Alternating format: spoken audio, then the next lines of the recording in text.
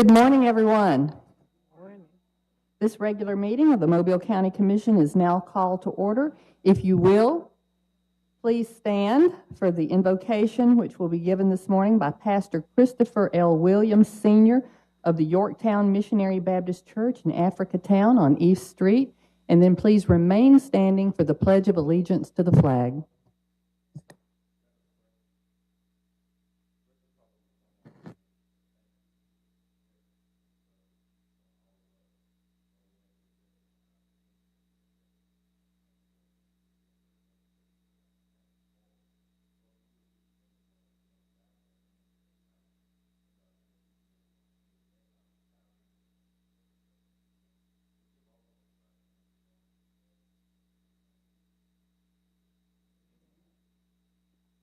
Pledge allegiance to the flag of the United States of America and to the republic for which it stands, one nation, under God, indivisible, with liberty and justice for all. Thank you. Please be seated.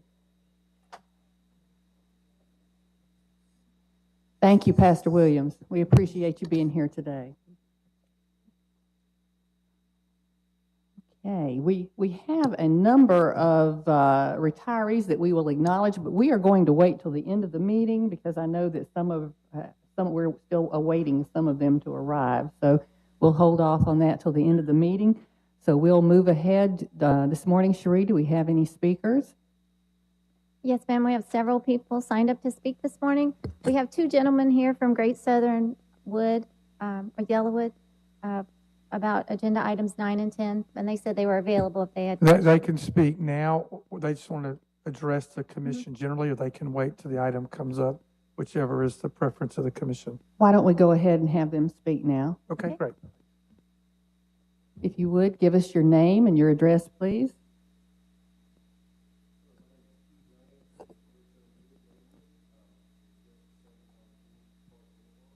Okay.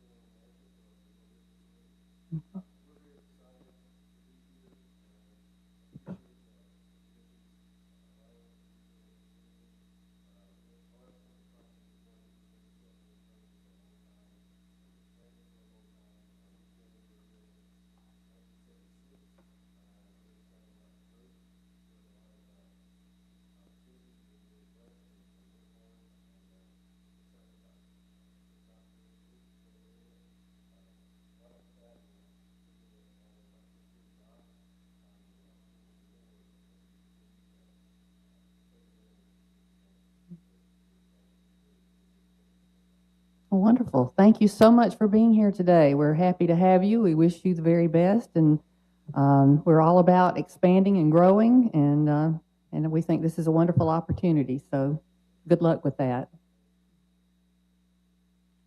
We have 3 individuals who are signed up to speak about agenda item number 16, the resolution for medical marijuana. Okay.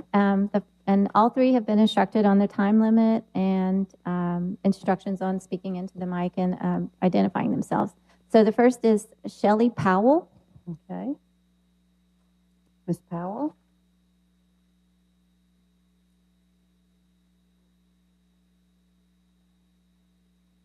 Good morning. Can you pull the microphone down? Maybe there you go. Turned on. I live at 9719 Scott Dairy Loop Road, 36695. And so I live in the county, and I vote for the county commission. And I am speaking in opposition to medical marijuana dispensaries in Mobile County. I love what you said. We're all about expanding and growing, but I hope that we expand and grow well and healthy. I do not want to live near one of these medical marijuana dispensaries. I do not want to have to move to get away from one. I want the children and the families in my community to thrive and be healthy. And drugs are just destroying families. I want law enforcement not to be burdened with one more thing. I want to deter crime in my community. I don't want to normalize the use of marijuana, and I do not want children and teens to believe it's okay to use marijuana. Vaping is a real big problem for young people, but everywhere you go, you see vape shops, so it looks okay to vape. I don't want to encourage driving while under the influence, and I'm not against medical marijuana, and I realize it's legal and persons need to have access, but I would prefer them to go somewhere else and get it and not in my area of Mobile County. So I want to encourage the commission to opt out at this time. I'd like to wait and see how this plays out in other communities when they opted in. We have ones near us that have. So we may not like the results, and it might be wise to see what those are. If we opt in too early, there probably will be no going back. So I just thought it'd be wise to see what it looks like in our community without us having to have it. So please don't believe the lie that because other communities are opting in around us, that it means it's a good thing for us. So I speak in opposition of these medical marijuana dispensaries at this time, and let's grow and expand healthy. Thanks so much. Thank you, Ms. Powell. Thank do you, we Ms. have next? Powell. Our next speaker on the same subject is Ms. Sharon Ardero. Good morning, Ms. Ardero. Good morning. Ladies of the County Commission, for months you have been receiving information on the negative effects of marijuana in the physical health, mental health, and legal arenas. As you know, certain cities have approved medical marijuana dispensaries in South Alabama recently, despite all the information made available to elected officials regarding the negative effects of marijuana proliferation. Perhaps the open letter presented or printed in the December 21st Lagniappe holds a key to how, despite the facts, this approval could occur. The author has lobbied persistently on behalf of marijuana dispensaries in South Alabama. In his letter, he referred to, quote, medical cannabis benefits documented extensively, end quote. After reading his Lagniappe letter, I looked for but was not able to find such documentation. I did easily find articles such as the following disseminated by PubMed Central of the National Institutes of Health. This 2019 study of PLWH, which stands for People Living with HIV, obtained most of the study sample from UAB right here in Alabama. The conclusions of the study negated the myths that recreational or medical marijuana relieve pain or reduce use of opioid pain medication. Quote, in conclusion, we did not find evidence that marijuana use in PLWH is associated with improved pain outcomes or changes in opioid prescribing. This suggests that caution is warranted when counseling PLWH about potential benefits of recreational or medical marijuana. Further studies, including prospective trials of medical marijuana and large observational studies, are needed to understand what impact, if any, marijuana use can have on pain in PLWH. All of the work I was able to find done by UAB on marijuana used Epidiolex, a marijuana derivative drug, FDA approved, available by prescription, and obtainable through a pharmacy. It appears that Carley's Law funded a UAB research project that showed that Epidiolex was safe and effective in treating seizures in some cases. It should be noted that the medical marijuana the author of the Lagniappe article plans to sell is not Epidiolex, an FDA-approved drug shown through research to be safe and effective for the treatment of a disease state. The author's medical marijuana has no currently accepted medicinal use in treatment in the United States and a lack of safety data for use of the product under medical supervision. The UAB marijuana research was funded by the State of Alabama Department of Commerce, and several pharmaceutical companies support the researcher who did the research. So, as in assessing any research, one must make an assessment of any possible conflict of interest. Elected officials should also assess any conflict of interest lobbyists may have. Does their claim to advocate for some beloved group include the prospect of tremendous financial gain for themselves? The same claims the author made in the Lagniappe article may be those made to elected officials by various lobbyists for medical marijuana proliferation. This may explain the lack of protection given by some elected officials to their cities in South Alabama. At this point, any limitation on accessibility to the product, such as not allowing dispensaries in unincorporated areas of Mobile County, would be helpful. Thank you. Thank you, Ms. Ardero. And our final speaker on the same subject is Miss Janet Stillings.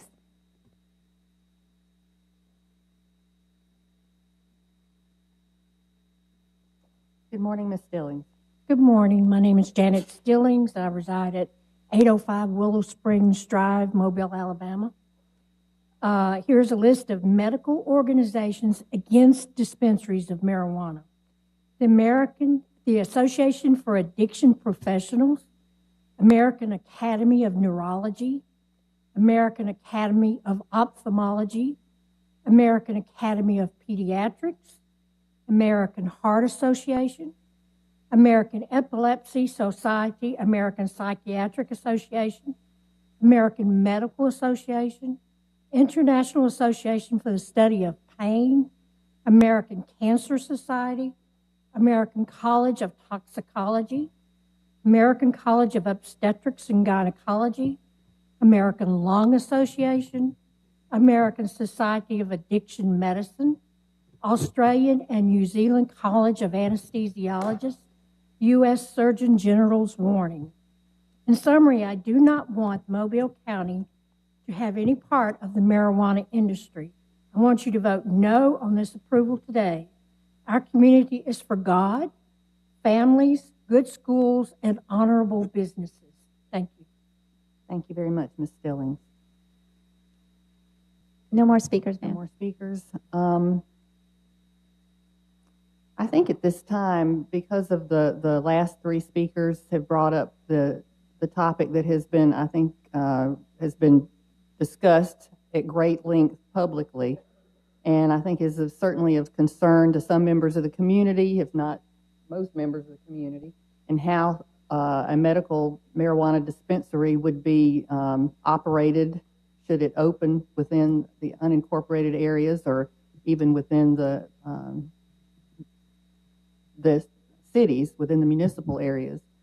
And of course, we feel the same as you. I mean, we certainly want a healthy, safe community for our families to live in, just like everybody else. But we want to make sure that in making decisions that we are able to separate fact from conjecture. And the only way that we know to do that we task our county attorney to read the law, to study the law as it was passed by the Alabama legislature in 2021, allowing medical cannabis dispensaries, and to report back to us and give us information so that we could make decisions based on facts that we receive. And so at this time, I would ask our attorney, Jay Ross, would you please maybe speak to some of the concerns that have been presented here today and what regulations that the law requires should these dispensaries be opened within our borders, our unincorporated areas? I will do my best, Commissioner.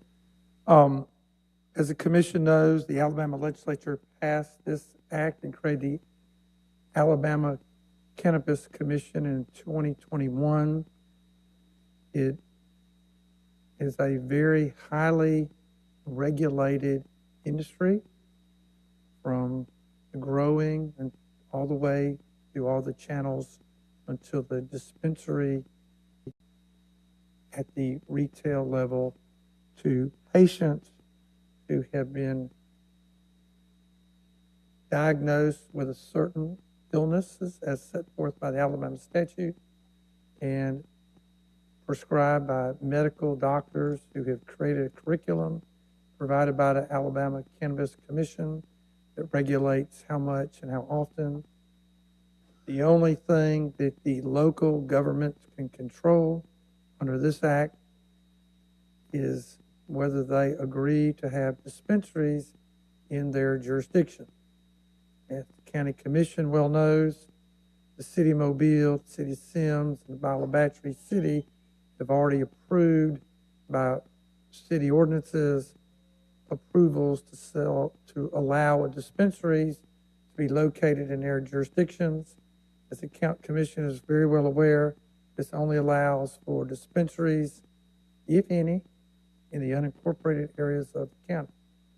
As the statute very clearly says, it cannot pop up at every corner. They have to be more than 1,000 feet from a school or daycare or similar facility. They can't advertise much of what they're doing inside that facility. You cannot step foot upon the premises if you're under 19. If you're over 19, you can only go into the premises if you've been certified by the Alabama Cannabis Commission and have a proper prescription issued you by a medical doctor licensed in the state of Alabama. Unlike the CDB oils and other things that we see that do pop up on every corner, this is not like that. So it will not be available to the general public. It won't be available by prescription. There are serious penalties if a medical dispensary sells outside of statutory requirements. There's a lot of regulation.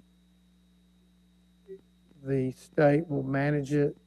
Local county government has little opportunity to do anything other than opt in. And as the commission well knows, if we don't opt in, then you don't have to opt out. You only have to opt in. I'm saying opt in, you have to agree to allow it to occur within the unincorporated areas of Mobile County. I think there'll be less than 30 dispensaries statewide. Integrated growers will have some. There will be 4 dispensary licenses issued by the state, and each dispensary, I think, can have 3. So the number of them are very limited. There's no belief or expectation automatically that if you approve this, that one will occur in the county, could stay in the city. We don't get control where that occurs. That's just a little very, I will mention that the statute is very specific. It says this passage of this act does not open the door, constitute a prelude for non-prescription use of medical grade marijuanas in Alabama. To the contrary, the last thing I'll say is the statute describes how this product can be distributed. It's a pill, it's a tablet, it's a patch, it's a suppository, but it's not what we understand is a type that can be, quote, smoked at all. And so that's a little overview of it. If I can be more detailed, I'd be happy to if that's what the commission asked for. So unless you have a permit that's issued by the Cannabis Commission that's been certified by your doctor for a certain specific type of medical condition, you could not enter a premises That's correct. to Unless purchase? you're a certified caregiver for that person, has that serious medical condition, or you can buy it yourself, only a certain limit. You can't even go on the premises, period. If you're under 19, you can't go on it at all. And it has to fit one of these There's about qualifying conditions: correct. autism, spectrum disorder, cancer, related chronic pain, Crohn's disease, depression, HIV or AIDS, Parkinson's, persistent nausea, PTSD, sickle cell anemia, spasticity with multiple sclerosis or spinal injury, terminal illness, Tourette's syndrome, or any other condition causing chronic pain. So That's it has it. to fit one of those It categories. has to be. And again, if the doctor prescribes it outside of that, he or she is subject to their own set of, professional troubles as well as what the Cannabis Commission can do. And how will the enforcement end? Is it the state will provide enforcement The to state ensure? provides enforcement through the Cannabis Commission, including revocation of their license, civil penalties, and criminal if need be, depending on the facts. And it's a cost, to have the permit to even have a dispensary. Costs $30,000 a year, highly regulated, high levels of insurance, high levels of security, both video and, the electronic perimeter and a guard on the premises. So it will not be your C&D oils that you can buy at the convenience store, not at all. So the concern about it falling into the hands of youth, you think that is not going to happen based on the regulations in place? You know, they think, looks like they've done everything they can do to prevent that. Be like any other prescription that one buys from a pharmacist based on a prescription only basis. I see. Okay. You said it's dispensed as a pill, a patch, or suppository. There's some oils and creams that are in the statute too, but it won't be the leaf that we, you know, commonly know. It cannot be smoked. And you can't even use it on the premises if you are allowed to go upon the premises to buy it. Any other questions? Okay. Thank you. Yes, ma'am. Okay. No more speakers? All right. We're ready.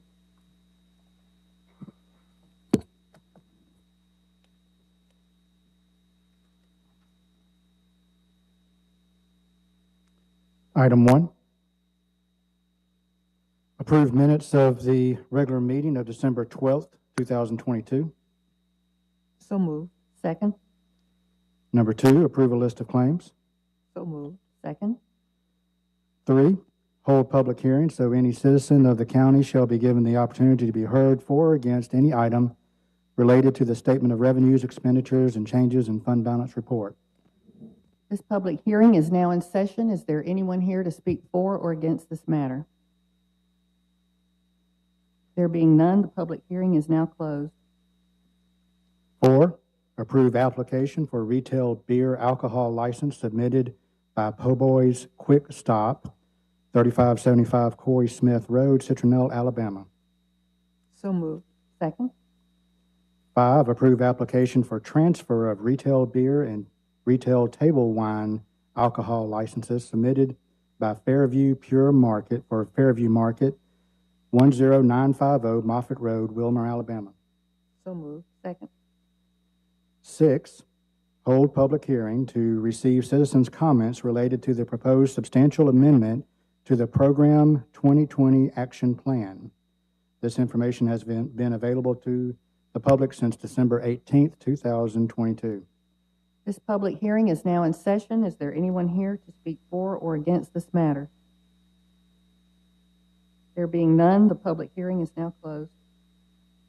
7, adopt substantial amendment to the Program Year 2020 Action Plan following the comment period and public hearing. So moved. Second? 8, authorize local amendment to the Program 2020 Alabama Department of Economic and Community Affairs Community Development Block Grant Coronavirus budget to reallocate $11,529 funds from engineering, architecture to construction for the Grand Bay Walking Trail. So moved. Second? 9, hold public hearing to receive citizens' comments regarding the proposed designation of certain real property as an industrial park located within Mobile County and outside the corporate boundary of any municipality of Mobile County. This information has been made available to the public since December 16th, 2022. This public hearing is now in session. Is there anyone here to speak for or against this matter? There being none, the public hearing is now closed. 10, adopt resolution authorizing designation of certain real property as an industrial park located within Mobile County and outside the corporate boundary of any municipality of Mobile County. The 772 public notice was advertised in the Mobile Press Register on December 16th, 2022. Commissioners, I think we should do a public hearing on this just before the vote is considered. That was That was item number 9. 9. Okay, I'm sorry. Okay. So moved. Second? 11, approve a request of the town of Mount Vernon to purchase surplus vehicles from the county garage for fair market value as follows. So moved. Second? 12, award bid to Bill Smith Electric for installation of emergency generator at Africatown Heritage House for a total bid in the amount of $194,100. So moved. Second? 13, authorize advertising and receiving bids for Revenue Commission teller window. No bids were received. So moved. Second. 14, authorize advertising and receiving bids for Government Plaza 10th floor duct cleaning. So moved. Second. 15, approve appropriation contract with University of South Alabama in the amount of $22,500 from District 1 funds for its Leadership in Social Justice and Perseverance Endowed Scholarship Fund. So moved. Second. 16, adopt resolution authorizing the operation of medical cannabis dispensing sites within the unincorporated areas of Mobile County. So moved. Second. 17, approve agreements for Alabama Department of Economic and Community Affairs grants for Southwest Alabama Regional Safety Office under the Community Traffic Safety Programs for the Selective Traffic Enforcement Program, Hotspot Impaired Driving Enforcement Program, Click It or Ticket Memorial Day Enforcement Program, and the Drive Sober or Get Pulled Over for the law enforcement agencies as follows. So moved. Second.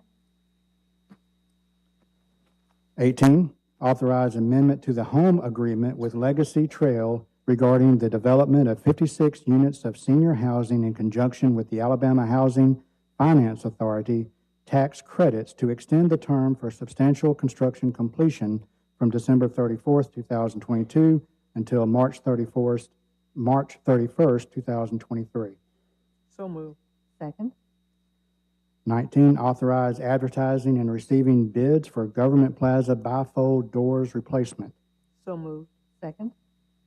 20, consider taking the following action on bids. So moved. Second. 21, approve software renewal for Veritas Backup Executive from the current State of Alabama contract in the amount of $171.94 for probate court. So moved. Second. 22, approve sponsorship agreement with Port City Chapter of Blacks in Government in the total amount of $1,000 to be divided as follows. I do have the project numbers for that. The first one remained, we have a change. The first one remains EFP 111-23, and the second one will be changed as follows to CDP-310-23. And this is for its annual Dr. Martin Luther King Jr. Memorial Breakfast. So moved. Second. 23, we're going to hold over. 24, approve appointment of Gordon Bauer, Grants Department, as the replacement for Philip Davenport on the Emergency Food and Shelter Program Local Board. So moved. Second. 25, approve Mobile County Commission's letter of support of Mediacom's grant application to Alabama Department of Economic and Community Affairs, Alabama Broadband Accessibility Fund for 2 broadband projects in the county. So moved. Second. 26, authorize submittal of letter to the Federal Emergency Management Agency, Emergency Management Institute, requesting that Mobile County be considered to receive a community-specific integrated emergency management course. So moved. Second.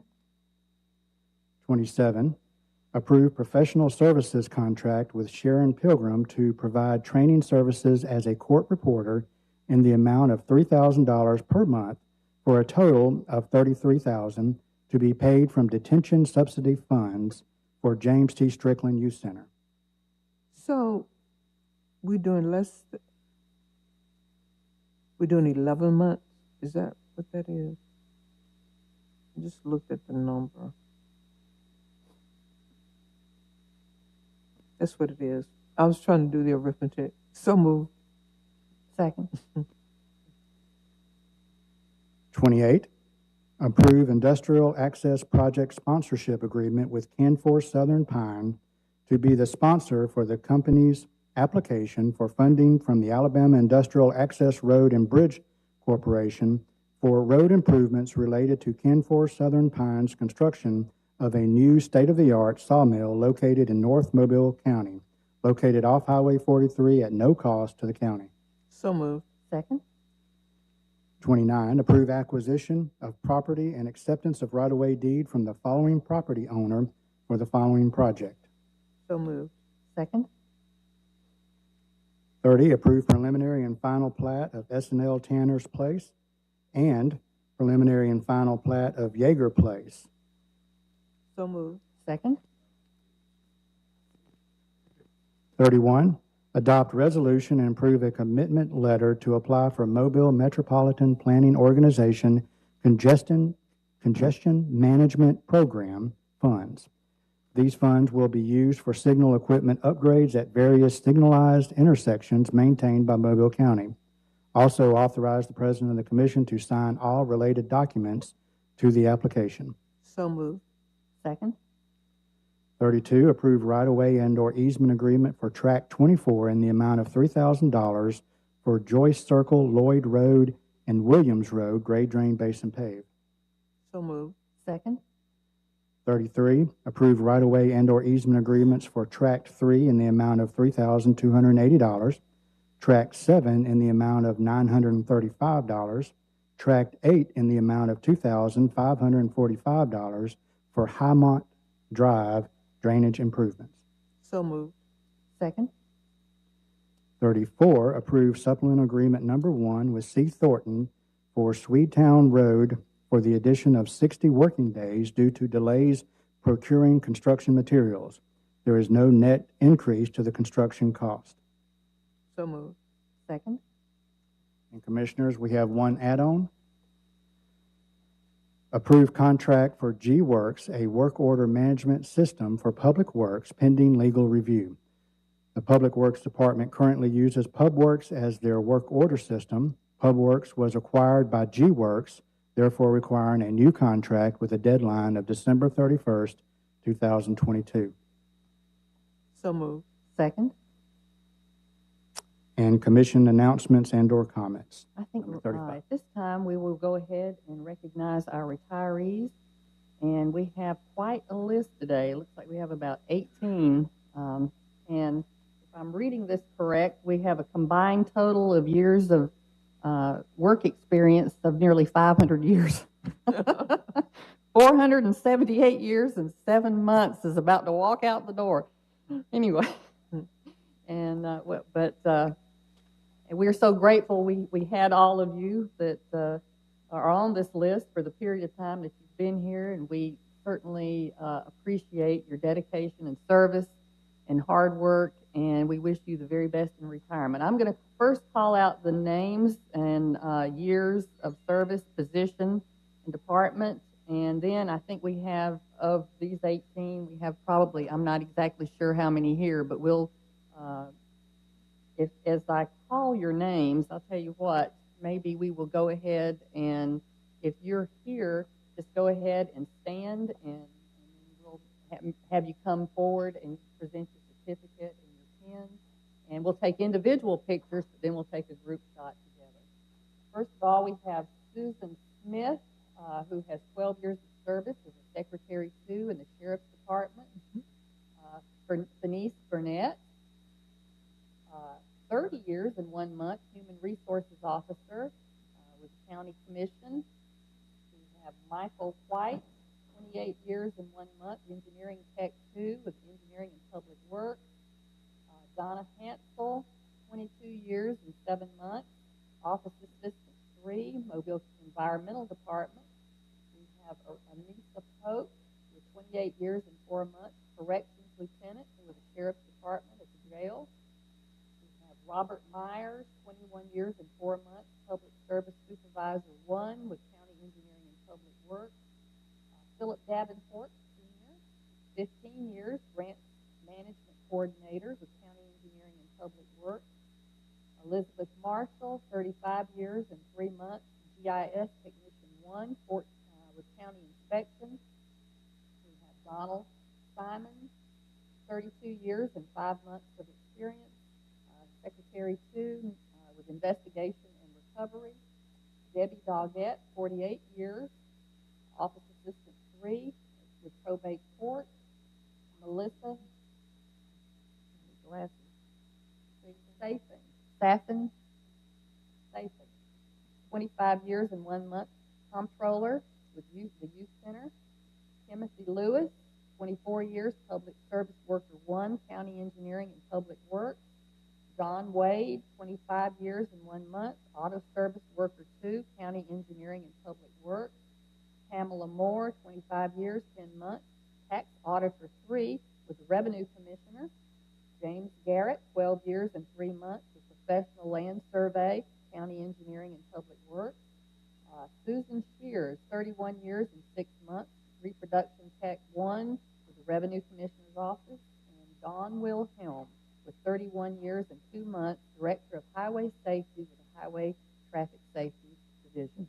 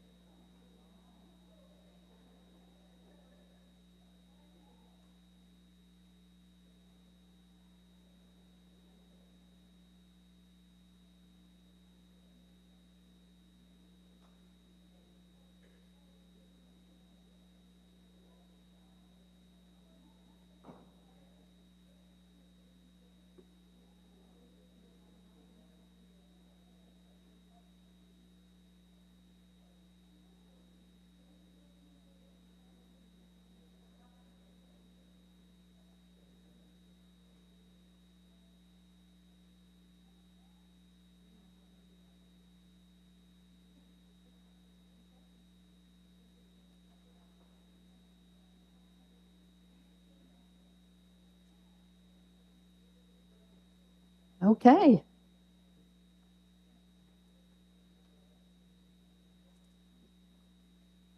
Again, congratulations to our group.